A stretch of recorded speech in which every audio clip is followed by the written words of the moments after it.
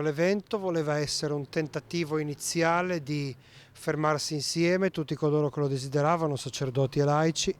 a riflettere un po' su che cosa è la liturgia per noi, perché ci troviamo spesso a viverla, a celebrarla, ma non a rifletterci sopra, e poi cercare di capire più nel dettaglio che cosa è la liturgia e cosa sta significando per la vita della nostra diocesi. Inaspettatamente, da un certo punto di vista, è andata molto bene perché c'era molta gente, c'erano anche un buon numero di sacerdoti, quindi abbiamo capito ancora una volta di più che il tema liturgico è un tema che sta a cuore, anche se magari è un tema poco dibattuto all'interno della Chiesa, ecco. E quali difficoltà hai notato maggiormente tra i partecipanti nel rapportarsi comunque al tema liturgico? Ma certamente per i partecipanti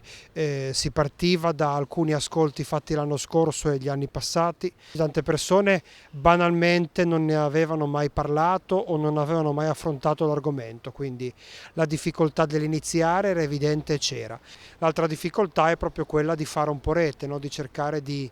coinvolgere più persone possibili attorno a questo tema che, come dice la Chiesa, è un po' il fondamento della nostra vita di fede e anche di un discorso più teologico, quindi anche più di studio. Per quanto riguarda questi incontri, quale sarà il prossimo passo?